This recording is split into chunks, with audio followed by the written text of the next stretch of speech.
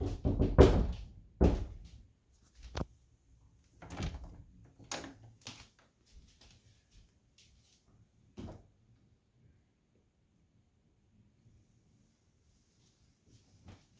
come.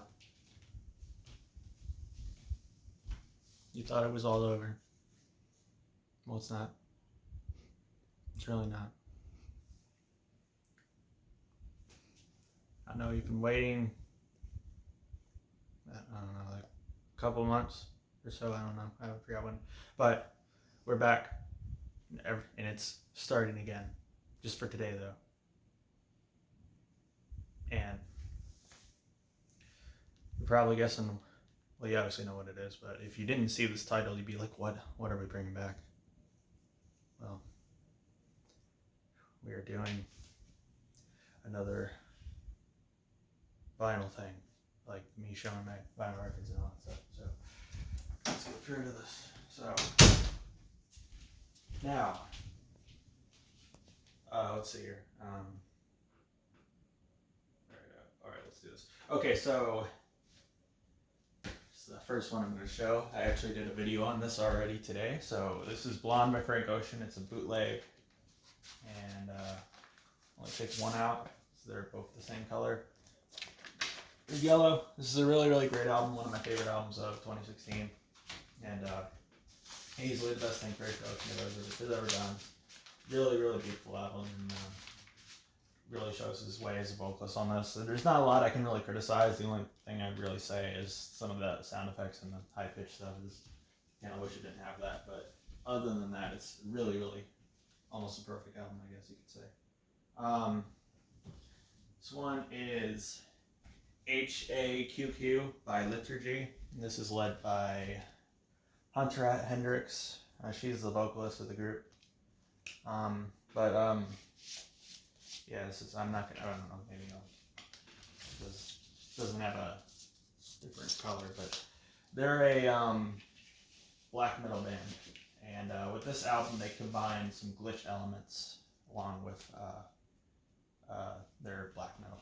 And this is, Liturgy is a pretty hated group, I think, made by black metal fans. I think they kind of have a decent critical response, but I'm really, really glad this group has gotten praise from all around.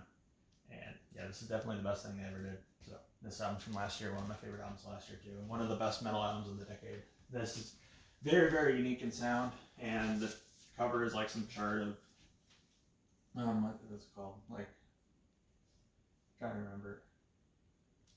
Like it's some form of like religion or spirituality that the vocalist has, but I don't know, I forgot the name, but I probably want to delve into all her beliefs and all that stuff though. But this is not an album. This is actually a single, 12-inch single, and of America by Sufjan Stevens, and it's actually the last track off his album, The Ascension. And you're probably wondering, why would you get this and not the album? That doesn't even make any sense. Well, I was thinking of getting the album, and I'm kind of glad I didn't. I mean, the album's good, but I don't know if it's something I'd really want to spend my money on, because I think it's one of his weaker projects, but it's still really great, which is a good sign that one of your weaker projects is as great as it is. But the reason I got this is because it's B-side. And My Rajneesh is an amazing song. This has got to be one of the best songs Stevens has ever done. And I can kind of see why I made it a B-side, just because it samples one of his older songs, but it's a fantastic song. It's a really, really great progression. It reminds me a bit of Alvin Rowe, which is my favorite song. And it's apparently made in the Carrying the Well phase, and so is the song America, but they weren't released until now. And this picture is the cover of like the Rajneesh.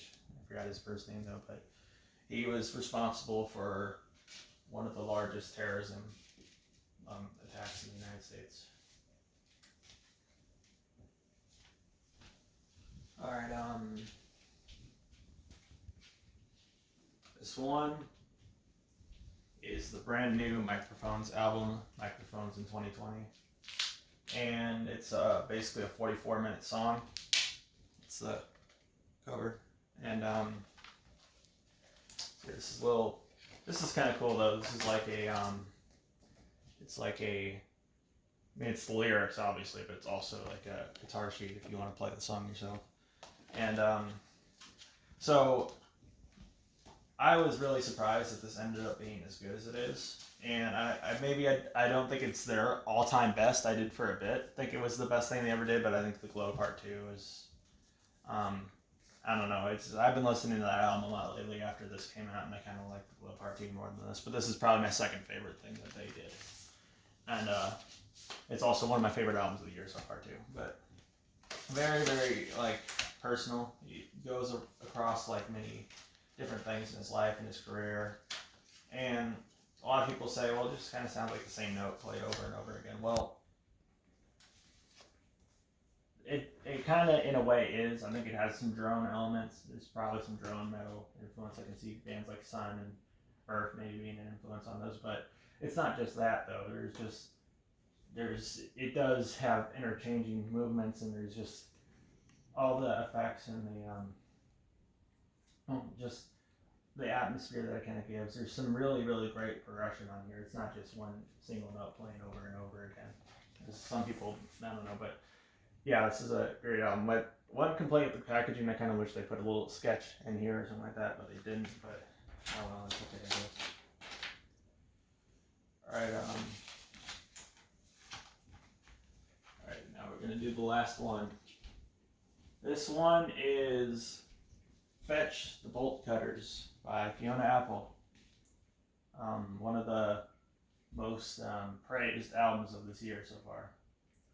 And it was my favorite album of the year for a bit. It's not anymore, but it's still a good album though. Actually, what kind of sucks is I actually ordered this, and soon after they announced the like a colored version of it. I was like, oh, okay, whatever. But yeah, this is pretty cool. This has got to be my favorite album that Fiona Apple ever did. She's very, very consistent. And she's been going around since the early 90s, and she drops her best album, like by far, this year, which is pretty incredible. And there's a lot of, I can hear some Tom Waits influence in this. There's a bit of some industrial influence in this too. I'd say this is definitely her most like abstract art-based release, if I had to say. There's also a lot of progressive pop elements in this too.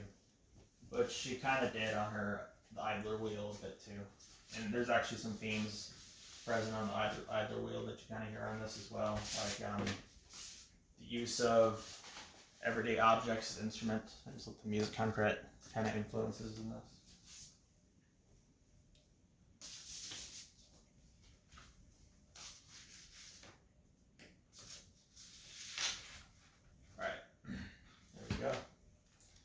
Alright guys, well, that's about it guys. That's all the albums I got recently. So, basically what we're going to do, so I might as well say, so every time I get 5 new albums, I'll do an update for my record collection. And if I get 5 new CDs, we're counting 1 right now, 1 new CD. We get 4 more new CDs, then we'll do a continuation of my CD collection and update for that. But that's basically what's going down. So hope you guys enjoyed watching this. Bye.